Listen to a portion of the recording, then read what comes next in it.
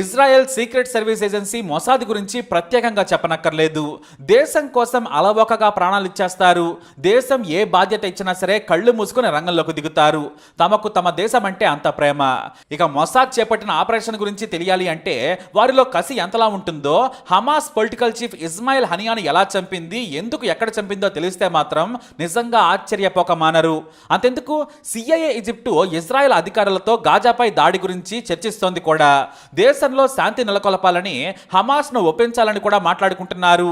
కానీ ఈలోపే Hamas political chief హత్యకు గురయ్యాడనే వార్త వారిని షేక్ చేసేసింది.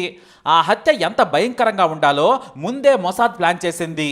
ఎందుకంటే తమ దేశ పౌరులను ఒకరిని చంపితే 100 మందిని చంపుతామనేది పాత సిద్ధాంతం. ఇప్పుడు ఒకరికి 1000 మందిని అన్నంత కసిగా గాజాలో నరమేధం సృష్టిస్తోంది ఇజ్రాయెల్. ఇంకా చెప్పాలంటే హమాస్కు ప్రాణమే ఇస్మాయిల్. అతనే ఇరాన్ నుంచి డబ్బు ఆయుధాలు సమకూరుస్తాడు. పాలస్తీనా తీవ్రవాదులకు బలం, ఆర్థికంగా వారికి కావాల్సినంత డబ్బును సమకూర్చాడు. అంతేకాదు ఇజ్రాయెల్పై దారుణ దాడులకు మాస్టర్ మైండ్ అతనే.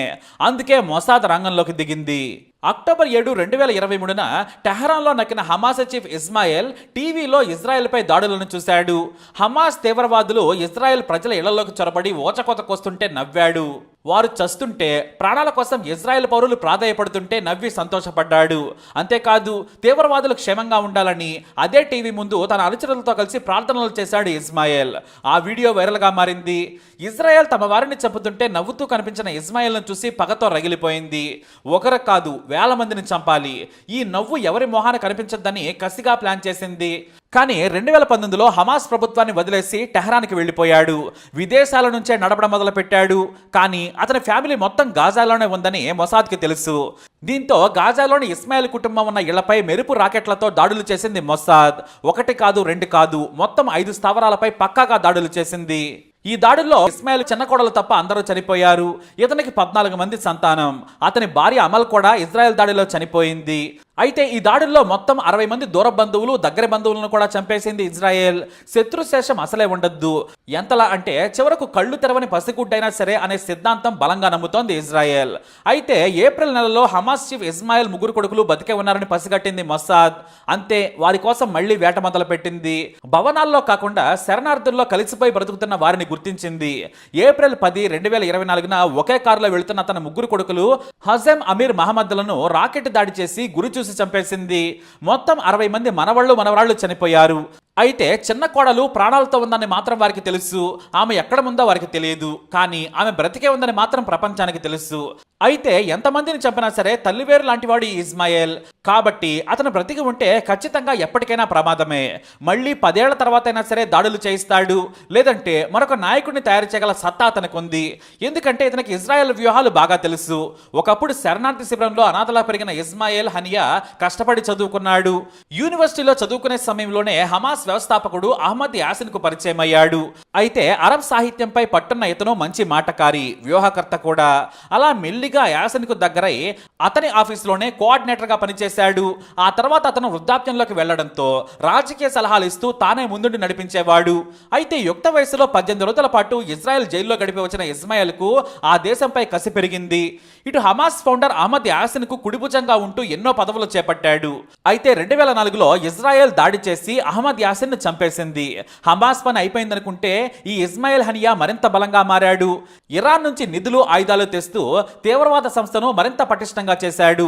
చివరకు 2006లో పాలస్తీనా స్టేట్ ప్రధానిగా పాలించాడు. చివరకు పాలస్తీనా అథారిటీ అధ్యక్షుడు మహమ్మద్ అబ్బాస్ ఆదేశాలు కూడా లెక్క చేయలేదు. ఆ తర్వాత 2017లో బహిరంగంగా హమాస్ చీఫ్ గా ఎంపికైనట్లు ప్రకటించుకున్నాడు. మొత్తం తీవ్రవాద సంస్థను పరిపుష్టం చేశాడు. ఇజ్రాయెల్కు బుద్ధి చెప్పాలని నిత్యం దాడులు చేస్తూ కంటి మీద కునుకు లేకుండా చేశాడు. అయితే తనను చంపేందుకు మొసాద్ ప్రయత్నిస్తుందని తెలియగానే ముందు హమాస్ చీఫ్ పదవిని వదిలేశాడు. ఆ తర్వాత హమాస్ పొలిటికల్ చీఫ్గా బాధ్యతలు తీసుకొని ఇరాన్కు రహస్యంగా పారిపోయాడు. దీంతో మొసాద్ అప్పుడు చంపలేకపోయింది. కానీ మొసాద్ పగబడితే మాత్రం పగబట్టిన పాము కంటే ప్రమాదం. అలానే మొదట మొత్తం ఇస్మాయిల్ కుటుంబాన్ని చంపేసింది. చివరకు చిన్న పిల్లలు అని కూడా చూడలేదు. అత్యంత దారుణంగా బిల్డింగ్ మొత్తం మీద రాకెట్లు ప్రయోగించి హత్య చేసింది. ఇక ప్రాణాలతో బయటపడ్డ కొడుకులను కూడా కారులో ప్రయాణిస్తుంటే గుర్తించి హత్య చేసింది మొసాద్. ఇక చివరకు మిగిలింది ఒకే ఒక్కడు, ఇస్మాయిల్. ఉన్నది టెహరాన్లో అని తెలుసు. కానీ అక్కడ కూడా ఎన్నో రోజులుగా వెంటాడుతున్నారు మొసాద్ ఏజెంట్లు. ఒక్క దెబ్బకు 2 పెట్లున్నట్టుగా ఇటు ఇరాన్కు అటు హమాస్కు బుద్ధి చెప్పాలనుకుంటున్నారు అనుకున్నారు. కానీ కాలం మాత్రం కలిసి రాలేదు. ఇతను ఇరాన్ సుప్రీం లీడర్ అయతుల్లా రక్షణలో ఉన్నాడు. అక్టోబర్లో ఇజ్రాయెల్ ప్రజలను హమాస్ తీవ్రవాదులు ఓచకోతకొస్తుంటే నవ్వుతూ ప్రార్థనలు చేసుకున్న అతన్ని వదిలిపెడుతుందా? కానీ ఎక్కడున్నాడో మాత్రం తెలియడం లేదు. ఇరాన్ నేషనల్ గార్డ్స్ నుంచి ఇంటెలిజెన్స్ వరకు కూడా కాపలా కాస్తూ ఉన్నారు. రోజుకు ఒక ఇంటికి వెళుతున్నాడు. ఏ ఒక్క రోజు కూడా ఒక ఇంట్లో ఉండడు. బహిరంగంగా భద్రత అసలే ఉండదు. ఎందుకంటే సెక్యూరిటీతో వెళితే గుర్తుపడతారని భయం. 100 మంది భద్రత ఉన్నా కూడా మొసాద్ ఏజెంట్లు మొత్తాన్ని చంపేస్తున్నారు. అందుకే అసలు తన గురించే తెలియకుండా తిరుగుతున్నాడు. కానీ ఇరాన్ ఓ తప్పు చేసింది. బహుశా ఇస్మాయిల్ హనియా కూడా బయటకు కనిపించేందుకు భయపడే ఉంటాడు. కానీ ఇరాన్ ప్రభుత్వం ఘోరమైన తప్పు చేసింది. ఇజ్రాయెల్కు ప్రపంచానికి ఓ సందేశం ఇవ్వాలనుకుంది ఇరాన్. మరీ ముఖ్యంగా ఇజ్రాయెల్కు అమెరికాకు.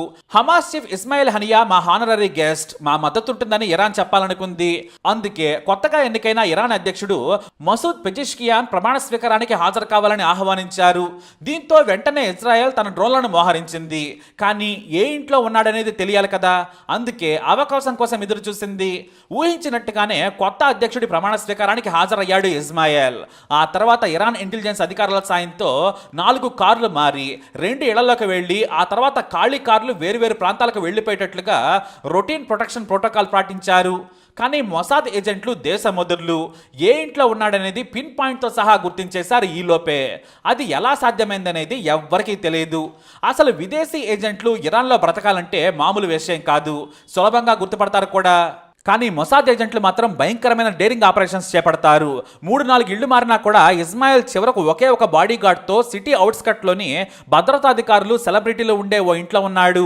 ఆ కాలనీలో హమాస్ చీఫ్ ఉంటున్నాడని పాపం ఎవరికీ తెలియదు. చివరకు మిలిటరీలో పనిచేసే వారికి కూడా తెలియదు. ఎందుకంటే కారు మాత్రమే లోనికి వెళుతుంది. కారులో ఎవరున్నారో తెలియదు. కేవలం ఒకే ఒక బాడీ గార్డ్ ఉంటాడు. అతను కూడా గాజాకు చెందిన నమ్మకమైన వ్యక్తి. వాస్తవానికి అది కూడా అతను చేసిన తప్పై ఉండొచ్చు. సదరు ఇంటిపై నిఘా పెట్టిన ఇజ్రాయెల్ గూఢచారులు పక్కా సమాచారం ఇచ్చారు. అంతే, రాత్రికి రాత్రే డ్రోన్తో మొత్తం బిల్డింగ్ పైకి మినీ గైడెడ్ మిసైల్ని ప్రయోగించి కూల్చేశారు. ఆ బిల్డింగ్ లో ఉన్న హమాస్ చీఫ్ ఇస్మాయిల్, అతని బాడీ గార్డులు ఇద్దరు కూడా చనిపోయారు. ఆ పేలుడు సంభవించగానే ఇరాన్ ఇంటెలిజెన్స్ అధికారులు చేరుకొని ఇస్మాయిల్ చనిపోయాడని గుర్తించి షాక్ అయ్యారు. ఇది ఇరాన్కు తల తీసేసినట్టయింది. ఎందుకంటే తమ రాజధాని నగరంలో, అది కూడా మోస్ట్ సెక్యూర్డ్ లొకేషన్లో దాచిపెట్టినా కూడా ఇజ్రాయెల్ చంపడంతో పరువు మొత్తం పోయింది. ఇన్నాళ్లు కూడా ఇజ్రాయెల్ పని చెబుతామని గేంకారాలు పలికిన అధ్యక్షుడు నేలచూపులు చూస్తున్నాడు.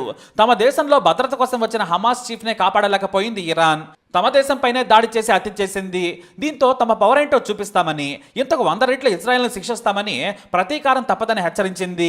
ఇప్పటికే ఇస్లామిక్ రివల్యూషనరీ గార్డ్ ఇది ఇజ్రాయెల్ దాడిని ప్రకటించేసింది.